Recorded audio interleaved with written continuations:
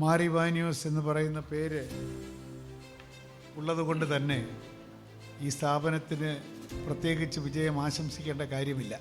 It is embedded in it. The name Mar Ivanos is no longer the name of one individual, but it is a talisman.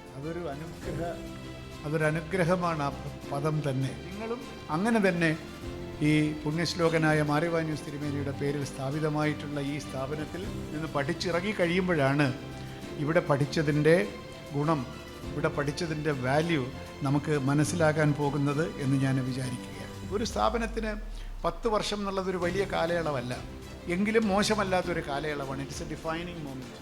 10 years of existence of an institution is a defining moment. ഏത് വഴിക്കാണ് നമ്മൾ പോകുന്നത് എന്നുള്ളത് തീരുമാനിക്കപ്പെട്ട കാലയളവാണ് 10 വർഷം. ഇനി നമ്മൾ എവിടെ എത്തിയോ ഇവിടെ നിന്ന് മുന്നോട്ടുള്ള യാത്ര എന്നുള്ള നിലയ്ക്ക് എല്ലാ സ്ഥാപനങ്ങൾക്കും 10 വർഷം കഴിയുമ്പോൾ നിങ്ങളുടെ ഈ സ്ഥാപനം ഇന്ന് അനുഭവിക്കുന്ന ആശ്വാസമോ വിശ്വാസമോ ആത്മവിശ്വാസമോ ഒന്നും തന്നെ ഉണ്ടായിക്കൊള്ളണമെന്നില്ല. അങ്ങനെ ഇല്ലാത്ത ഒരുപാട് സ്ഥാപനങ്ങളിലൊക്കെ ഞാനും പ്രസംഗിക്കാൻ പോകുന്നുണ്ട്. 10 വർഷമായി ഇപ്പോൾ ഇതാണ് സ്ഥിതിയെങ്കിൽ 20 വർഷമാകുമ്പോൾ എന്തായിരിക്കും സ്ഥിതി? വളരെ മോശമായിരിക്കും എന്ന് നമുക്ക് പ്രവചിക്കാൻ സാധിക്കുന്ന സ്ഥാപനങ്ങളിൽ ഞങ്ങളൊക്കെ പോകുന്നുണ്ട്. എന്നാൽ ഇതങ്ങനെയല്ല.